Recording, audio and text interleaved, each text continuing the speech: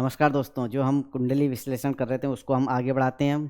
और आगे अब देखते हैं इस कुंडली में जो है हम अभी हमने जो इससे पिछले बार वाले में देखा था फर्स्ट हाउस के बारे में बताया था। तो अब हम जो है यहाँ पर जो है बताएंगे आपको सेकंड हाउस के बारे में। तो यहाँ पे हम सबसे पहले कुंडली बना लेते हैं, सेम उसी कुंडली पे प्रैक्टिस करेंगे तो आपको जो है आसानी से समझ में आ जाएगा। जो भी बेसिक एस्ट्रोलॉजी का कोर्स कर रहे हैं या केपी एस्ट्रोलॉजी का कोर्स कर रहे हैं या नाड़ी एस्ट्रोलॉजी का कोर्स कर रहे हैं, सब कुछ जो भी है वैदिक से ही निकला है। तो इसलिए अगर आपका वैदिक आपके समझ में सही से आता है तो आप सारी चीज़ें आसानी से कर सकते हैं। अगर आप बेसिक चीज़ें अगर आपके कॉन्सेप्ट क्लियर नहीं है तो आपको हर चीज़ समझने में दिक्कत आ सकती है, चाहे आप न्यूमरोलॉजी करो चाहे वास्तु करो। अगर बेसिक क्लियर है सब कुछ सही है। ये सब लोगों ने अलग अलग बना रखे हैं, सिर्फ सब कुछ वही घूमता है, प्लेनेट और नक्षत्र आपके वही घूमते हैं हर जगह, उसके अलावा और कुछ नहीं है। तो हम देखते हैं इस सिंह लगन की कुंडली है, इनके सेकंड हाउस में बैठे हैं हमारे जो है मंगल ग्रह, शनि ग्रह और हमारे गुरु ग्रह बैठे हुए हैं। और यहाँ पे हमारे बैठे हुए थे केतु महाराज, और यहाँ पे हमारे राहु ग्रह हैं, सूर्य हैं और बुध है और कौन सा चंद्रमा है। खिचड़ी पक गई पूरी यहाँ पे। और यहाँ पे आगे हमारे शुक्र महाराज। अब हमने इस हाउस के बारे में तो देख लिया था, अब हमें देखना है इस वाले हाउस के बारे में, सेकंड हाउस में देखना। अब यहाँ पे जो है सेकंड हाउस में सबसे पहले जो राशि है उससे देखते हैं हम। तो यह कन्या राशि है, मतलब बुध की राशि है। अब इसका संबंध देखो किससे बन रहा है। बुध कहाँ बैठा हुआ है, बुध की दूसरी राशि यहाँ पर है और बुध खुद यहाँ पे बैठे हैं। अब हम सेकंड हाउस के हिसाब से देखते हैं कि सेकंड हाउस में ये जो है बुध क्या देगा। तो बुध का रिलेशन बन रहा है सेकंड से और 11 से। तो इससे पता चल रहा है बुध ग्रह तो इनका कोई दिक्कत नहीं है, मतलब ये धन जरूर देगा। जो भी ये काम करेंगे अपने बुद्धि से तो उससे धन जरूर मिलेगा। बुध बुध के बहुत सारे काम है वो बाद में और डिस्कस करेंगे, अभी हम थोड़ा थोड़ा इसको समझने की कोशिश करते हैं। तो हमने बुध ग्रह का देख लिया। दूसरे हमारे यहाँ पे और भी चीज़ें आगे डिटेल में आते हैं, नक्षत्र वगैरह भी देखते हैं, कई सारी चीज़ें हैं, लेकिन अभी हम सिर्फ प्लेनेट के हिसाब से देख रहे हैं कि आपको ये क्या दे सकता है। तो बुध ग्रह इनको धन जरूर देगा, ठीक है। दूसरे आ जाते हैं, उसके बाद मंगल पे आ जाते हैं, ठीक है। अब मंगल का संबंध कैसे बन रहा है यहाँ पे। मंगल का बन रहा है हमारा, मंगल खुद यहाँ पे विराजमान है।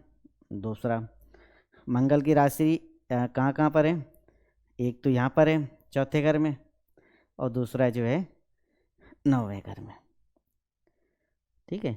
अब मंगल भी इनका धन से संबंध बन रहा है और चौथे घर से बन रहा है और 9वें घर से, तो इनका जो है इनका भाग्य भी इनका काफ़ी साथ देगा, ठीक है। ये और प्लेनेट के युति का थोड़ा बहुत कम, लेकिन अभी हम सिर्फ एक चीज़ देख रहे हैं, बाकी किस नक्षत्र में बैठे हैं, क्या उपनक्षत्र है, वो बाकी की चीज़ें अभी हम सिर्फ फर्स्ट स्टेप समझते हैं। तो मंगल भी यहाँ धन देने के उसमें है, तो मंगल का भी कोई दिक्कत नहीं। अब दूसरा आ गया हमारे गुरु महाराज। गुरु ग्रह हमारे जो हैं यहाँ पे खुद बैठे हैं सेकंड हाउस में, और दूसरा आ गया इनका फिफ्थ हाउस से, और दूसरा आ गया एट्थ हाउस में। तो गुरु का भी धन से संबंध बन गया, 5वें घर से ही बन गया, 8वें घर से भी बन गया, ये भी बहुत अच्छा हो गया। अब क्या रह गया इसमें, 3 ग्रह तो हो गए। अब आ जाते हैं शनि महाराज, हमारे जो है शनि ग्रह के आ जाते हैं। अब शनि का संबंध खुद तो यहाँ पे बैठे हैं, 2 नंबर हो गया दूसरे घर में, 6वें घर का बन गया और 7वें घर का बन गया। अब जो है ये इनका जो है सेकंड हाउस का, अभी हमने सिर्फ सेकंड हाउस के बारे में देख रहे हैं। अब देखो इनके जो है सेकंड हाउस में इतने ग्रहों का संबंध बन गया तो निश्चित ही इनके जो इनकम सोर्स है मल्टीपल इनकम सोर्स है, सिर्फ एक है। जितने ज़्यादा प्लेनेट जो है सेकंड हाउस रिप्रेजेंट करेंगे उतने ज़्यादा इनके रिसोर्स होंगे इनकम आने के, मतलब उस तरह से इनके बचत होगी जरा अलग।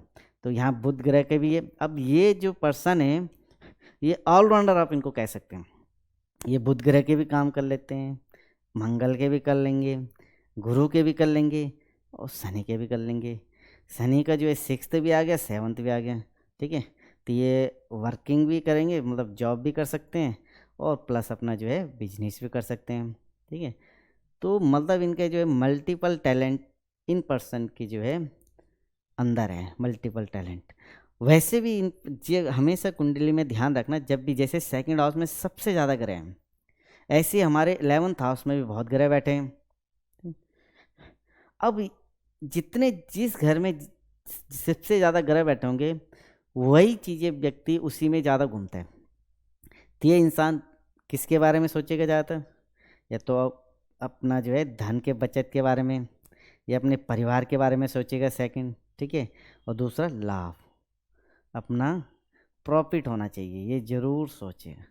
प्रॉफिट अलग अलग, तो मेंटली कई तरह से प्रॉफिट होते हैं आपके। कई बार धन से होता है, कई बार आप किसी को हेल्प करते हो तो उससे भी आपको लगता है कि हाँ मैंने बहुत अच्छा काम किया है। तो मल्टीपल टैलेंट इनके अंदर है। तो ये हमने देखा सिर्फ सेकंड हाउस का रिलेशन। तो इनकम सोर्स इनके एक नहीं है, बल्कि कई सारे हो सकते हैं, और कई सारे इनके इनकम हैं भी, इनकम सोर्स। तो ये हमने देखा सेकंड हाउस के बारे में। अब हम जो है नेक्स्ट वीडियो में इस हाउस के बारे में देखेंगे।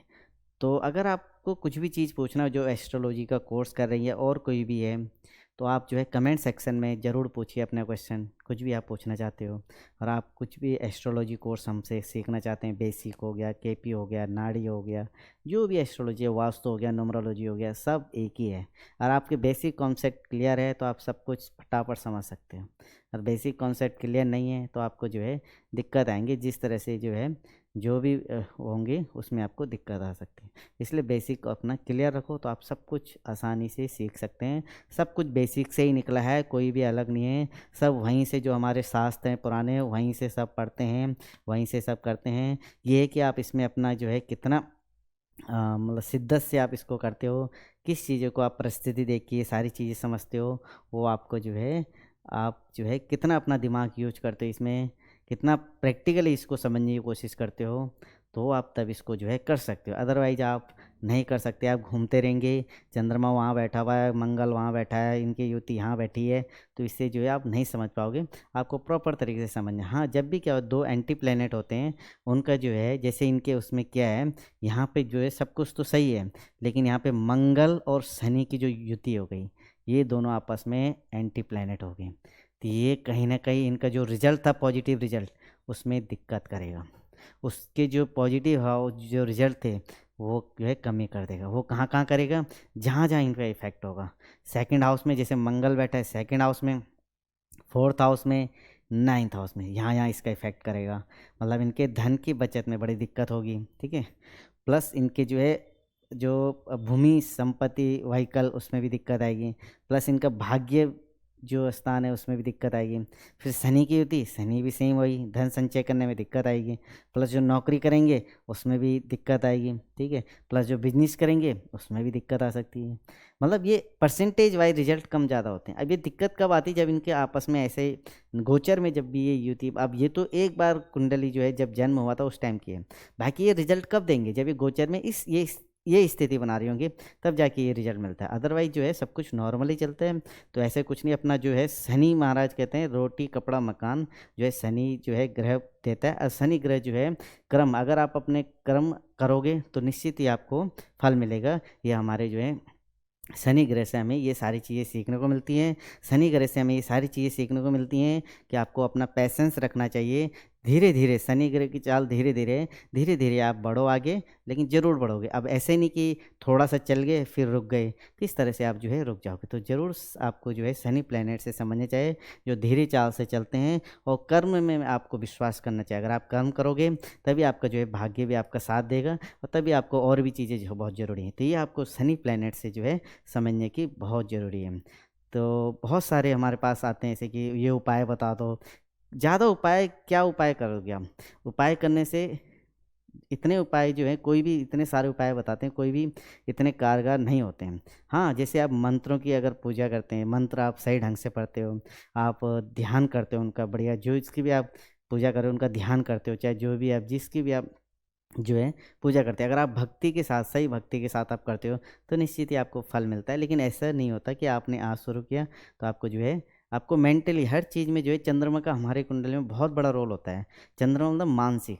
अगर आपका मन मस्तिष्क सब कुछ सही है तो आप सब कुछ सही कर सकते हो। तो इसलिए हमेशा जो है चंद्रमा को हमेशा सही रखो, और चंद्रमा को सही रखने का सबसे बड़े तरीका है एकदम अपना साफ सुथरे रहो, मन को साफ रखो, और ज़्यादा से ज़्यादा जो है अपना जो है मानसिक स्थिति को, और चंद्रमा क्या होता है भागता बहुत तेज़ है, तो आपको जो है उस पे कंट्रोल करना है। अपना मन मस्तिष्क हर चीज़ पे कंट्रोल करके अगर आप चलेंगे, निश्चित ही सोच समझ के करेंगे, तो आपको ज़रूर जो आपके कुंडली में लिखा हुआ है जो भी फल है उसका आपको निश्चित तरीके से अच्छे तरीके से मिल जाएगा।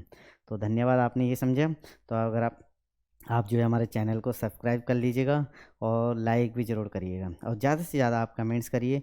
जो भी आप पूछना चाहते हैं आप पूछ सकते हैं, आपको वहीं जवाब मिल जाएगा। बाकी और भी कुछ चीज़ें आप पूछना चाहते हैं तो आप जो नंबर, मेरे नंबर व्हाट्सएप है, उस पर आप मुझे व्हाट्सएप से पूछ सकते हैं। तो आपको उम्मीद है ये वीडियो अच्छा लगा होगा, तो आपका बहुत बहुत धन्यवाद। बाकी हम जो है नेक्स्ट वीडियो में मिलते हैं। जय श्री राम।